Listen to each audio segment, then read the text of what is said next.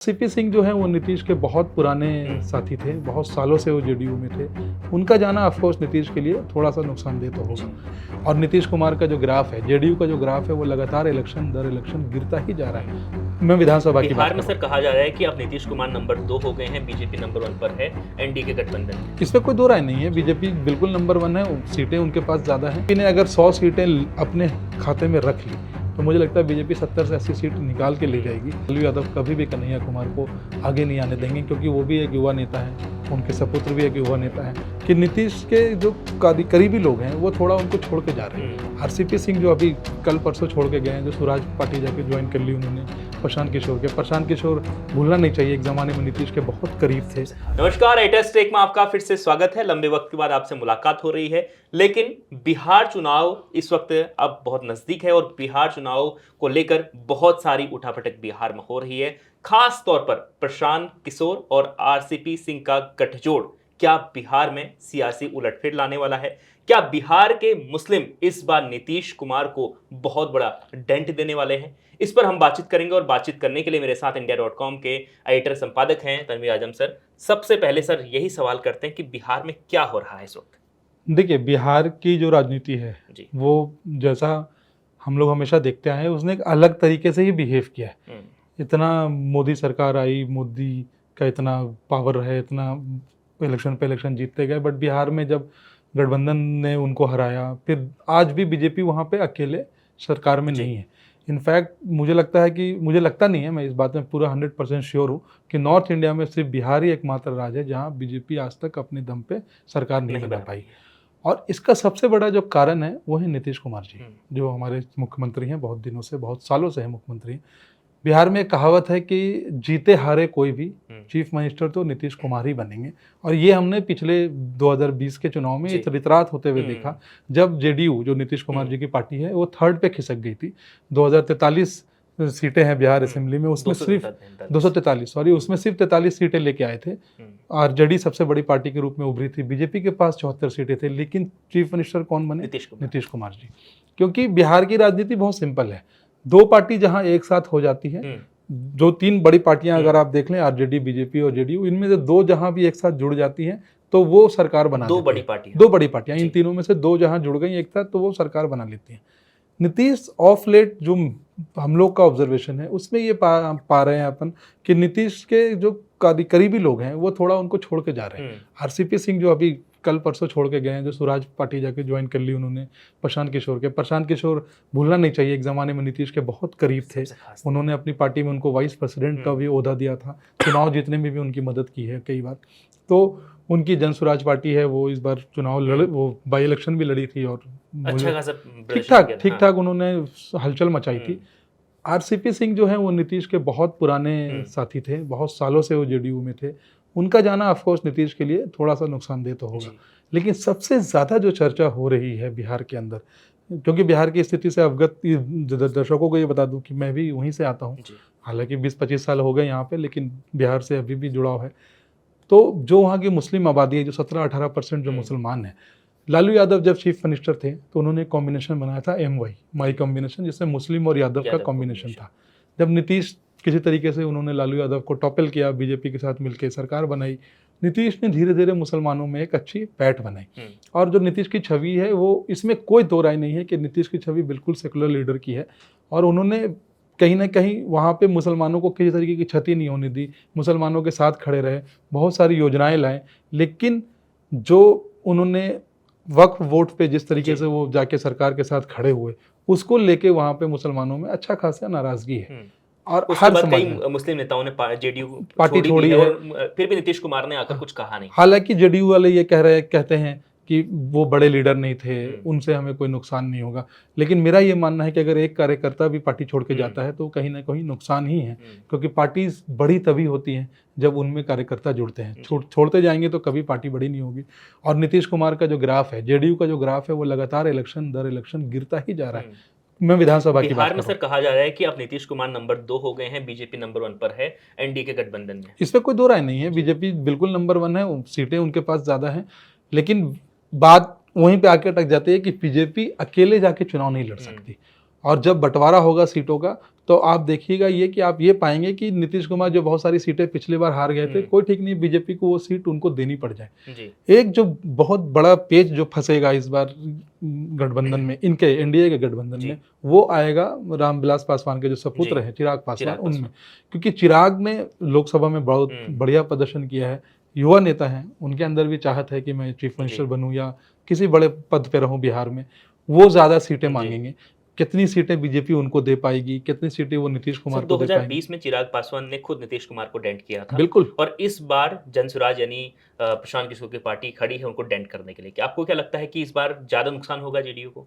मुझे लगता है कि अगर मुसलमान वोट अगर वो खिसक गया और अगर वो जाके आरजेडी के पीछे खड़ा हो गया, जैसा कि कई बार पहले हो चुका है, जब नीतीश ने धीरे धीरे उस वोट को अपनी तरफ किया, उन्होंने एक ईबीसी क्लास बनाया, उसमें उन्होंने मुसलमान जो पसमानदा समाज के मुसलमान आते हैं, जो काफ़ी नीचे के होते हैं, नीचे तबके के लोग होते हैं, उनको अपनी तरफ लिया था। लेकिन ये वक्फ वाला जो कानून है उससे उनमें भी नाराज़गी देखी गई है, उन्होंने भी विरोध प्रदर्शन किया है। अगर वो वोट 17-18% जो है अगर वो आरजेडी के पीछे जाके खड़ा होता है तो नीतीश के लिए एक बड़ा लॉस है, क्योंकि नीतीश अपना जो कोर वोट बैंक है उसको खो देंगे, तो उससे बिल्कुल उनको लॉस आएगा। और वो देखिए बीजेपी को मुसलमान वोट बहुत ज़्यादा नहीं मिलते हैं, पासवान की जो पार्टी है चिराग पासवान की एलजेपी, उनको भी मुस्लिम वोट मिलता है, जनसुराज को भी थोड़ा बहुत मुस्लिम वोट मिलता है, हर पार्टी को मुस्लिम वोट मिलता रहता है, AIMIM को मिलता है।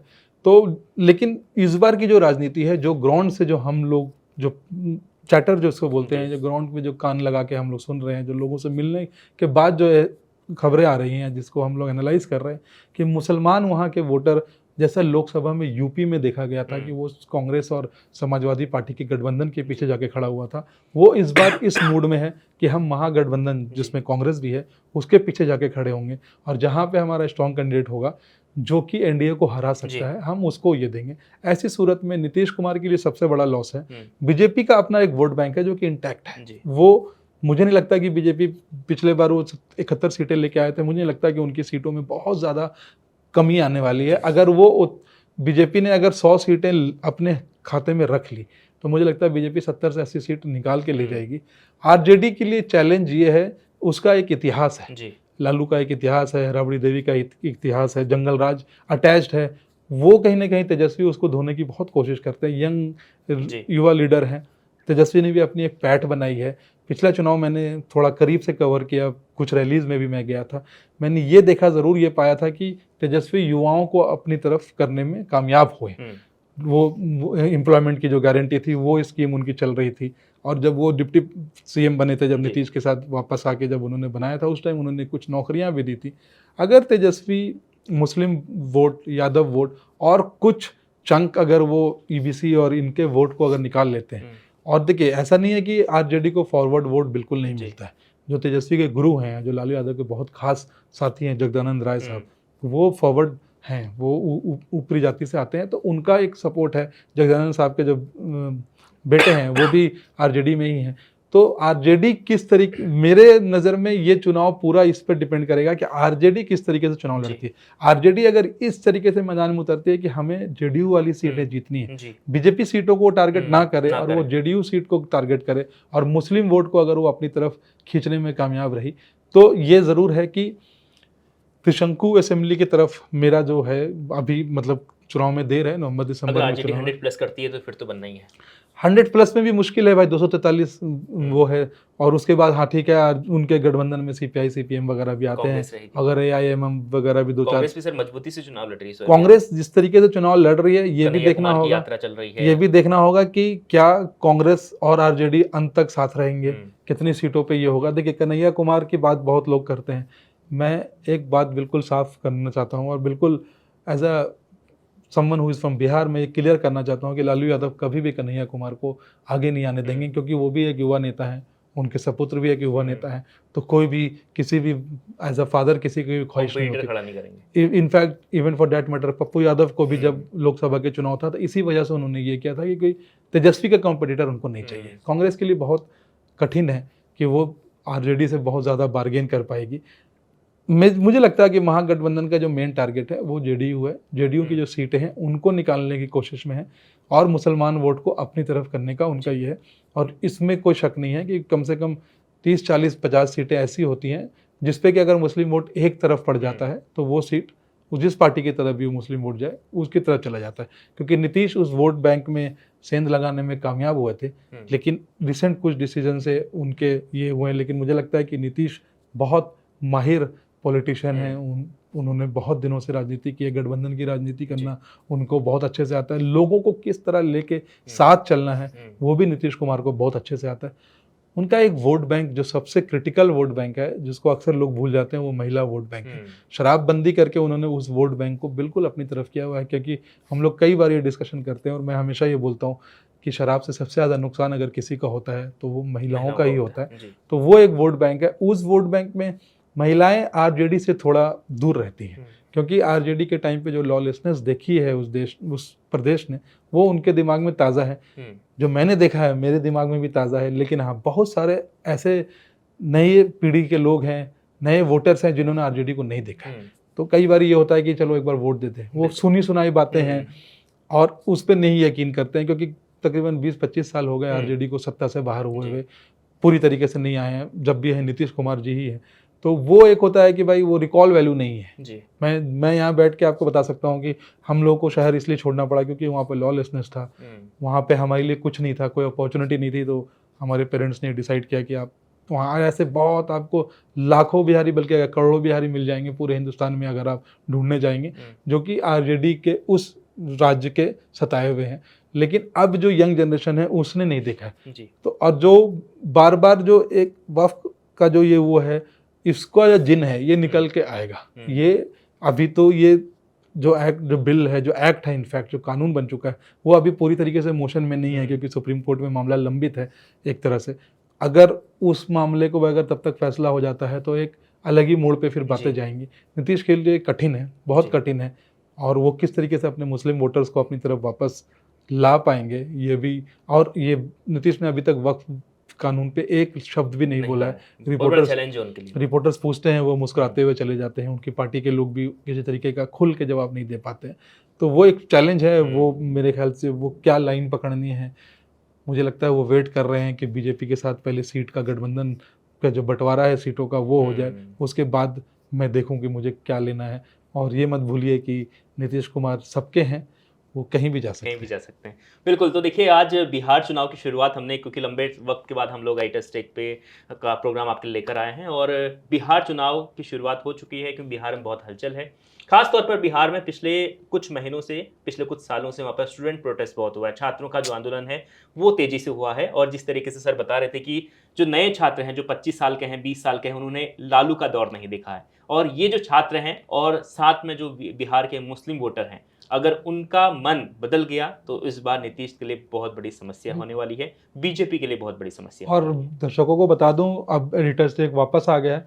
आपको किसी भी विषय पे अगर कोई भी अधिक जानकारी चाहिए हो, एनालिसिस चाहिए हो, बिहार इलेक्शन से रिलेटेड कोई एनालिसिस चाहिए हो, तो प्लीज़ नीचे कमेंट बॉक्स में अपने सवाल लिख सकते हैं। हम लोग पूरी कोशिश करेंगे। रोजाना आपके सवालों के जवाब देने के लिए हाजिर होंगे, और लगातार हम रोजाना आपके पास मंडे टू फ्राइडे हम आपको ये प्रोग्राम आपको दिखाएंगे और बताएंगे कि बिहार में क्या क्या हलचल हो रही है, क्या समीकरण बन रहे हैं, कौन जीत रहा है, कौन हार रहा है, सीट वाइज भी, और हम आपको पूरे प्रदेश का भी बताएंगे। तो लगातार के साथ जुड़े रहिए और हमारे साथ रोजाना, और अपनी भी राय है जो वो भी कमेंट में ज़रूर दीजिएगा। India.com के साथ जुड़े रहने के लिए बहुत बहुत शुक्रिया।